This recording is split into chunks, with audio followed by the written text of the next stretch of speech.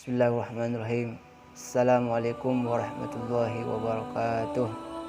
Radina billahi rabbah wa bil islami dina wa bi muhammadin nabiyya wa rasulah wa bil qur'ani imama wa bil ka'bati qiblatan wa bil mu'minina wal mu'minati ihwanan la haula wa la quwata illa billahil aliyil azim.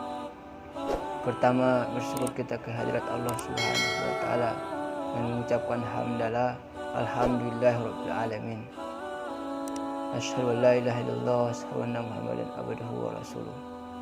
Seterusnya berselawat kita kepada baginda Rasul Muhammad sallallahu alaihi wasallam dengan mengucapkan selawat Allahumma shalli ala sayyidina Muhammad wa ala alihi sayyidina Muhammad. Assalamu alayka ya Rasulullah. Para pemirsa, kaum muslimin dan muslimat yang saya hormati dan yang saya muliakan dimanapun berada. Adapun tausiah ataupun kultum yang mau saya sampaikan di sini ialah tentang sebuah kisah anak yang soleh, sahabat Nabi Muhammad SAW yang bernama ialah Anas bin Malik. Anas bin Malik ini ialah sahabat kecil Nabi Muhammad SAW. Anas bin Malik ini lahir dari sebuah pasangan yang bernama ayahnya ialah Malik dengan ibunya yang bernama Ummu Sulaim. Dari pasangan inilah lahir yang bernama sahabat Nabi yaitu ialah Anas bin Malik ini. Suatu ketika pada suatu masa itu ialah waktu Rasulullah SAW pindah dari Mekah ke Madinah, dan pada masa itu Ummu Sulaim sudah memeluk agama Islam, tapi suaminya yaitu Malik belum memeluk agama Islam. Tapi pada masa itu sewaktu Nabi Muhammad SAW pindah ke Madinah dan Ummu Sulaim pun mengetahui bahwa Nabi Muhammad SAW sudah berhijrah ke Madinah, maka oleh karena itu Ummu Sulaim mengabdikan dirinya sewaktu umur Anas bin Malik ini berumur 10 tahun. Maka pada masa itu orang-orang negeri Madinah ataupun perempuan negeri Madinah memberikan hadiah kepada Rasulullah SAW sewaktu hijrah ke Madinah. Maka semua perempuan Madinah memberikan hadiah kepada Rasulullah SAW. Berbagai macam hadiah diberikan oleh perempuan Madinah. Dan pada saat itu ibunya Anas bin Malik tidak mempunyai apa-apa. Maka ibunya Anas bin Malik bercerita ataupun mendatangi Rasulullah SAW. Ia bercerita, wahai Rasulullah,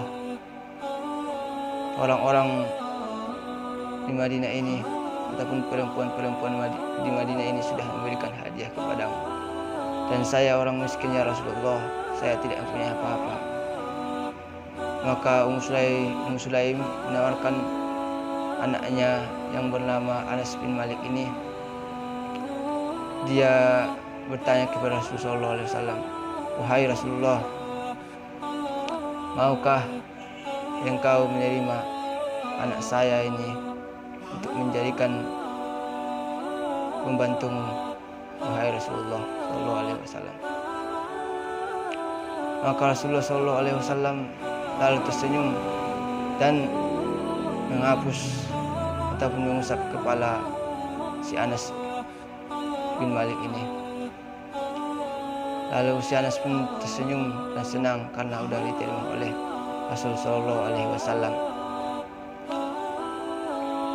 Dan oleh karena itu setelah Anas bin Malik diterima oleh Rasulullah SAW, maka Anas bin Malik pun ikut dengan Rasulullah SAW menjadi pembantu Rasulullah SAW. ketika semasa hidup dengan Rasulullah SAW, pada masa itu umur Anas bin Malik sudah mencapai umur 20 tahun. Maka wafatlah ibunya yang bernama Ummu Sulaim tadi.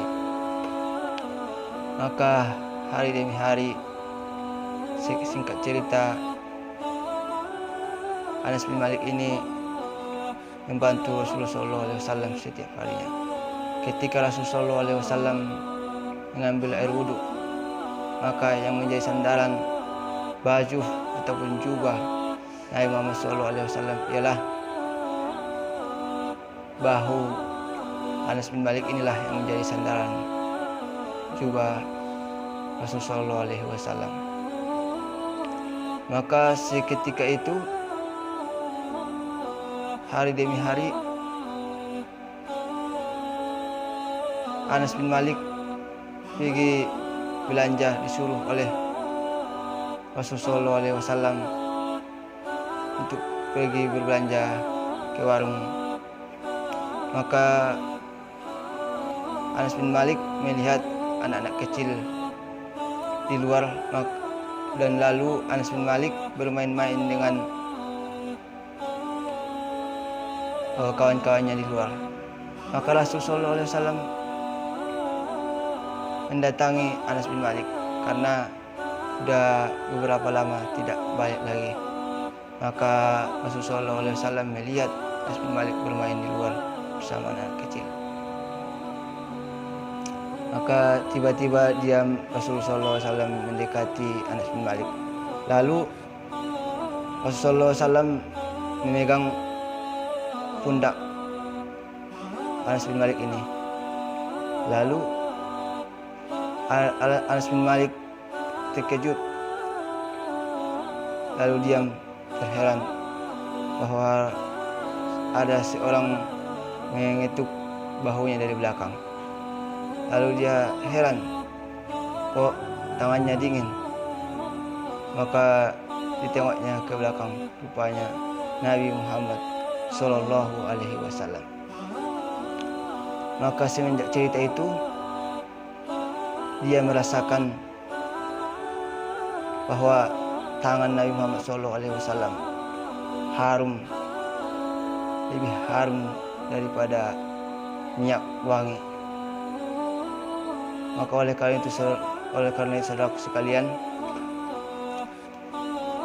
Anas bin Malik menceritakan bahwa dia tidak pernah dimarahi ataupun dipukuli oleh Rasulullah SAW ketika dia bermain. Nabi Muhammad SAW tidak bermuka seram melihat dia ketika dia lalai dari suruhan Nabi Muhammad SAW ketika dia bermain dengan kawan-kawan dia. Maka hari demi hari umur Anas bin Malik bertambah. Anas bin Malik kemudian harinya dia menikah. Dia mempunyai anak cucu yang banyak.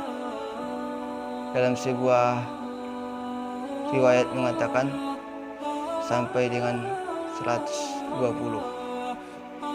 Dan dia berumur 107 tahun. Lalu termasuk Anas bin Malik ini sebuah mendapat keistimewaan hidup bersama Rasulullah SAW. Dia mendapat doa dari Rasulullah SAW, yaitu ialah doanya, Allahumma qsil ma'lahu wa waladahu wa adkhilnal jannah wa ayata umruhu. Ya Allah, jadikanlah Anas bin Malik ini orang yang kaya, dan jadikanlah anaknya nanti banyak, dan jadikanlah Anas bin Malik ini masuk ke dalam surgamu, dan jadikanlah Anas bin Malik ini dengan panjang umur dan mati dengan husnul khatimah. Oleh karena itu saudaraku sekalian, marilah kita mengajarkan kepada anak-anak kita supaya cinta dengan Rasul Shallallahu Alaihi Wasallam. Apalagi pada bulan ini masih dengan suasana Maulid, maka marilah kita memperbanyak salawat